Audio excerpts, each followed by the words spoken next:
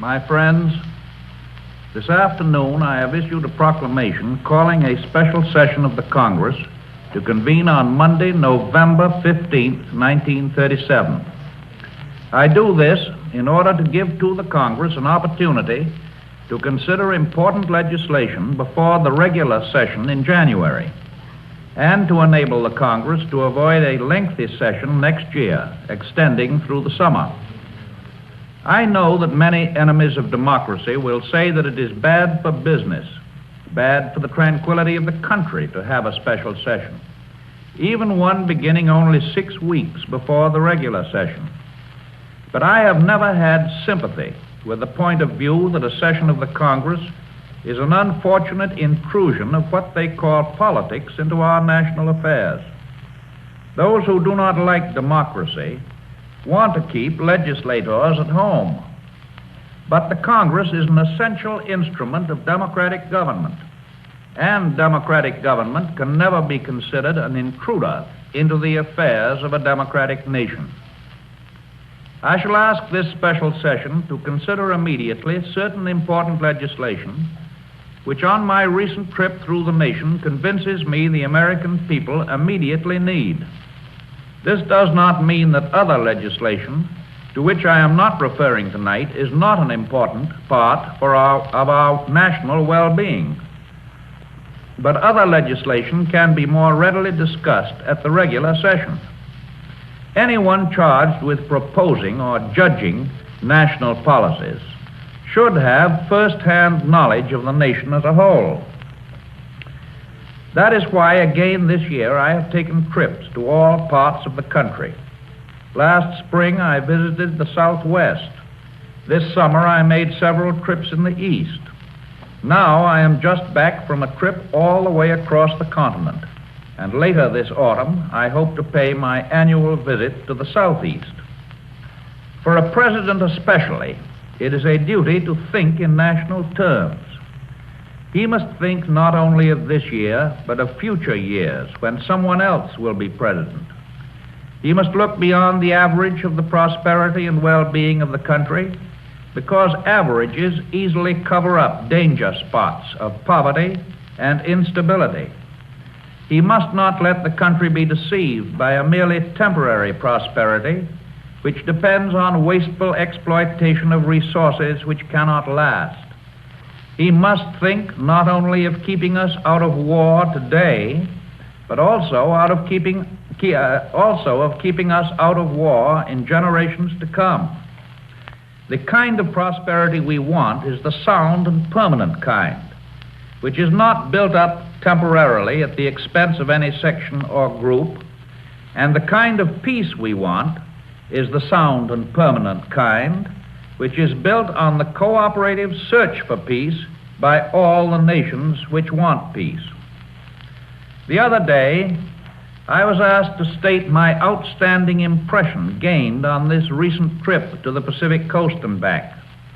And I said that it seemed to me to be the general understanding on the part of the average citizen, understanding of the broad objectives and policies which I have just outlined. 5 years of fierce discussion and debate, 5 years of information through the radio and the moving picture have taken the whole nation to school in the nation's business. Even those who have most attacked our objectives have, by their very criticism, encouraged the mass of our citizens to think about and understand the issues involved, and understanding, to approve. Out of that process, we have learned to think as a nation, and out of that process, we have learned to feel ourselves a nation. As never before in our history, each section of America says to every other section, "Thy people shall be my people." For most of the country, this has been a good year, better in dollars and cents than for many years, and far better in the soundness of its prosperity. Everywhere I went, I found particular optimism about the good effect on business which is expected from the steady spending by farmers of the largest farm income in many years. But we have not yet done all that must be done to make this prosperity stable. The people of the United States were checked in their efforts to prevent future piling up of huge agricultural surpluses and the tumbling prices which inevitably follow them. They were checked in their efforts to secure reasonable minimum wages and maximum hours and the end of child labor. And because they were checked, many groups in many parts of the country still have less purchasing power and a lower standard of living than the nation as a whole can permanently allow. Americans realize these facts. That is why they ask government not to stop governing, simply because prosperity has come back a long way. They do not look on government as an interloper in their affairs. On the contrary, they regard it as the most effective form of organized self-help. Sometimes I get bored sitting in Washington hearing certain people talk and talk about all that government ought not to do. People who got all they wanted from government back in the days when the financial institutions and the railroads were being bailed out in 1933. Bailed out by the government.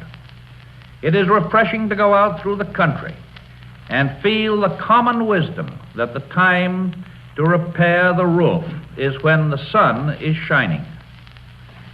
They want the financial budget balanced, these American people, but they want the human budget balanced as well.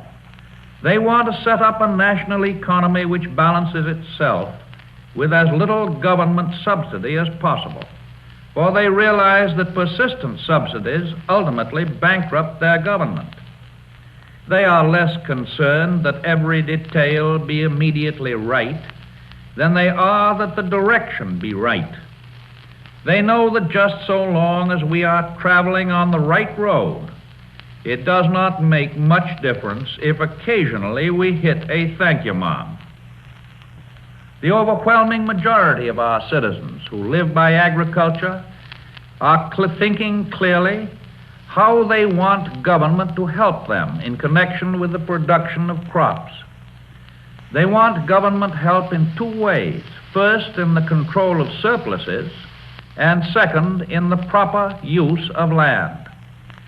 The other day, a reporter told me that he had never been able to understand why the government seeks to curtail crop production and at the same time to open up new irrigated areas. He was confusing two totally separate objectives. Crop surplus control relates to the total amount of any major crop grown in the whole nation on all cultivated land, good land or poor land, controlled by the cooperation of the crop growers themselves and with the help of the government. Land use, however, is a policy of providing each farmer with the best quality and type of land that we have or can make available for his part in that total production. Adding good new land for diversified crops is offset by abandoning poor land now uneconomically farmed. The total amount of production largely determines the price of the crop, and therefore the difference between comfort and misery for the farmer. Let me give you an example.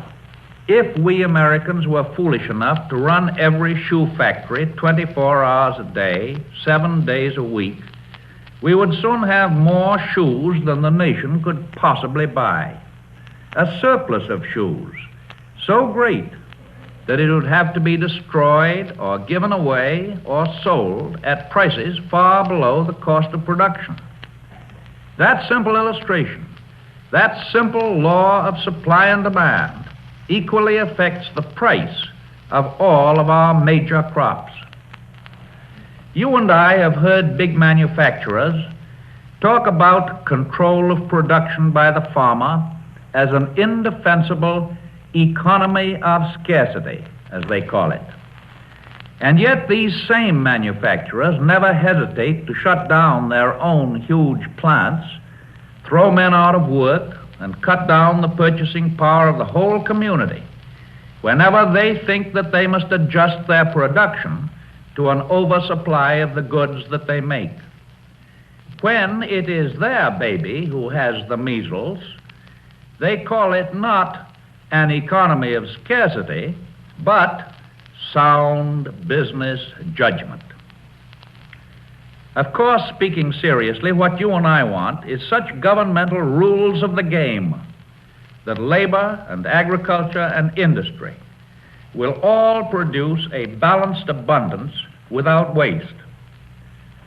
So we intend this winter to find a way to prevent 4.5-cent cotton and 9-cent corn and 30-cent wheat, with all the disaster those prices mean for all of us, to prevent those prices from ever coming back again. To do that, the farmers themselves want to cooperate, to build an all-weather farm program so that in the long run, prices will be more stable. They believe this can be done, and the national budget kept out of the red. And when we have found that way to protect the farmers' prices from the effects of alternating crop surpluses and crop scarcities, we shall also have found the way to protect the nation's food supply from the effects of the same fluctuation. We ought always to have enough food at prices within the reach of the consuming public. For the consumers in the cities of America, we must find a way to help the farmers to store up in years of plenty enough to avoid hardship in the years of scarcity. Our land use policy is a different thing. I have just visited much of the work that the national government is doing to stop soil erosion, to save our forests, to prevent floods, to produce electric power for more general use, and to give people a chance to move from poor land to better land by irrigating thousands of acres that need only water to provide an opportunity to make a good living. I saw bare and burned hillsides where only a few years ago great forests were growing. They are now being planted to young trees, not only to stop erosion, but to provide a lumber supply for the future. I saw CCC boys and WPA workers building check dams and small ponds and terraces to raise the water table and make it possible for farms and villages to remain in safety where they now are. I saw the harnessing of the turbulent Missouri, a muddy stream with the topsoil of many states, and I saw barges on new channels carrying produce and freight athwart the nation. Let me give you two simple illustrations of why government projects of this type have a national importance for the whole country and not merely a local importance. In the Boise Valley in Idaho, I saw a district which had been recently irrigated to enormous fertility, so that a family can now make a pretty good living from 40 acres of its land. Many of the families who are making good in that valley today moved there from 1,000 miles away. They came from the dust strip that runs through the middle of the nation all the way from the Canadian border to Texas, a strip which includes large portions of 10 states. That valley in western Idaho, therefore, assumes at once a national importance as a second chance for willing farmers. And year by year, we propose to add more valleys to take care of thousands of other families who need the same kind of a second chance in new green pastures. The other illustration was at the Grand Coulee Dam in the state of Washington. The engineer in charge told me that almost half of the whole cost of that dam to date had been spent for materials that were manufactured east of the Mississippi River, giving employment and wages to thousands of industrial workers in the eastern third of the nation, 2,000 miles away. All of this work needs, of course, a more business-like system of planning, a greater foresight than we use today. And that is why I recommended to the last session of the Congress the creation of 7 planning regions in which local people will originate and coordinate recommendations as to the kind of this work to be done in their particular regions. The Congress, of course, will determine the projects to be selected within the budget limits. To carry out any 20th century program, we must give to the executive branch of the government 20th century machinery to work with. I recognize that democratic processes are necessarily, and I think rightly, slower than dictatorial processes. But I refuse to believe that democratic processes need be dangerously slow. For many years, we have all known that the executive and administrative departments of the government in Washington are a higgledy-piggledy patchwork of duplicate responsibilities and overlapping powers. The reorganization of this vast government machinery, which I proposed to the Congress last winter, does not conflict with the principle of the democratic process, as some people say. It only makes that process work more efficiently.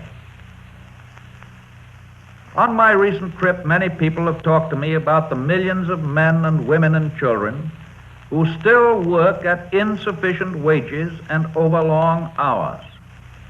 American industry has searched the outside world to find new markets, but it can create on its very doorstep the biggest and most permanent market it has ever seen.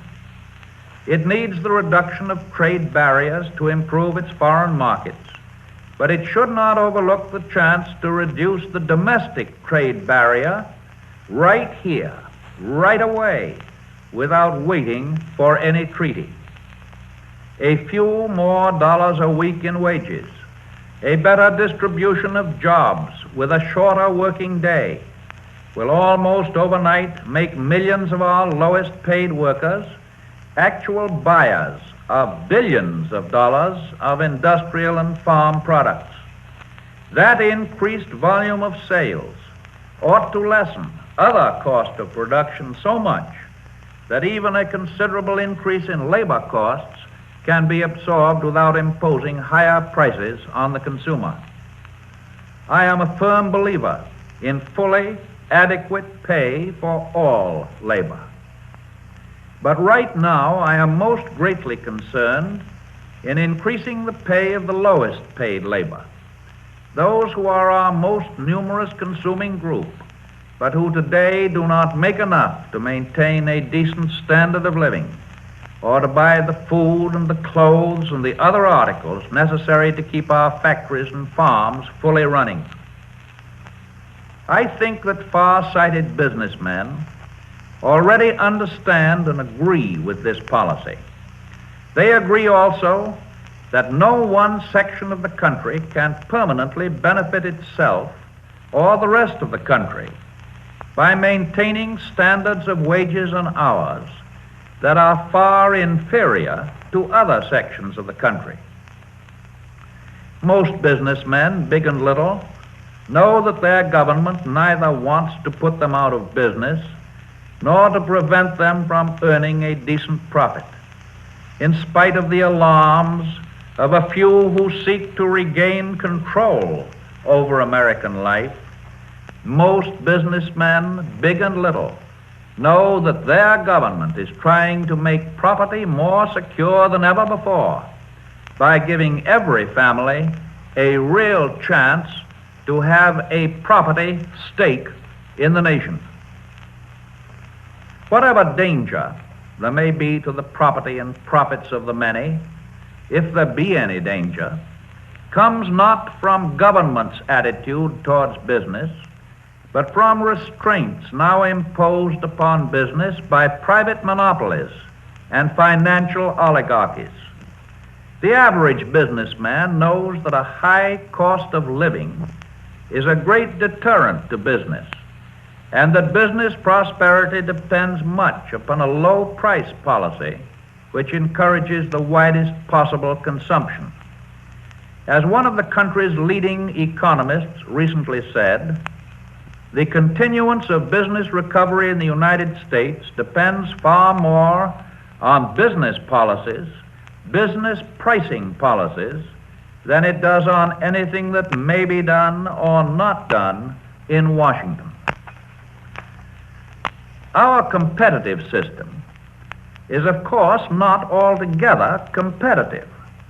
Anybody who buys any large quantity of manufactured goods knows this, whether it be the government or an individual buyer. We have antitrust laws, to be sure, but they have not been adequate to check the growth of many monopolies.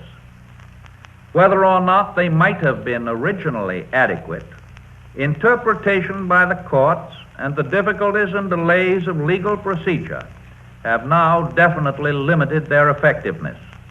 We are already studying how to strengthen our antitrust laws in order to end monopoly, not to hurt, but to free the legitimate business of the nation. I have touched briefly on these important subjects, which taken together make a program for the immediate future, and I know you will realize that to attain it, legislation is necessary.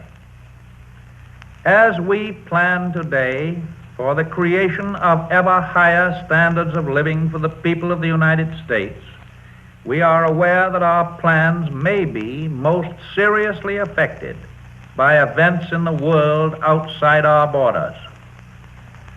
By a series of trade agreements, we have been attempting to recreate the trade of the world, that trade of the world that plays so important a part in our domestic prosperity. But we know that if the world outside our borders falls into the chaos of war, world trade will be completely disrupted. Nor can we view with indifference the destruction of civilized values throughout the world. We seek peace, not only for our generation, but also for the generation of our children. We seek for them, our children, the continuance of world civilization, in order that their American civilization may continue to be invigorated, helped by the achievements of civilized men and women in all the rest of the world. I want our great democracy to be wise enough to realize that aloofness from war is not promoted by unawareness of war. In a world of mutual suspicions, peace must be affirmatively reached for. It cannot just be wished for, and it cannot just be waited for. We have now made known our willingness to attend a conference of the parties to the Nine-Power Treaty of 1922, the Treaty of Washington, of which we are one of the original signatories. The purpose of this conference will be to seek by agreement a solution of the present situation in China. In efforts to find that solution, it is our purpose to cooperate with the other signatories to this treaty, including China and Japan. Such cooperation would be an example of one of the possible paths to follow in our search for means toward peace throughout the whole world.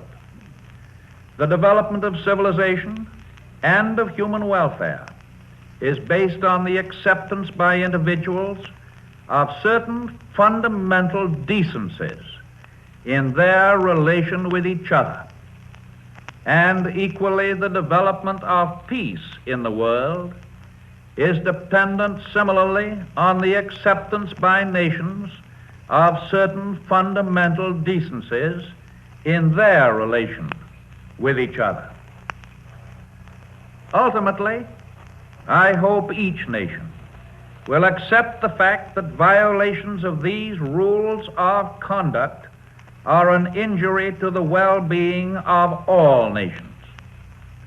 Meanwhile, remember that from 1913 to 1921, I personally was fairly close to world events.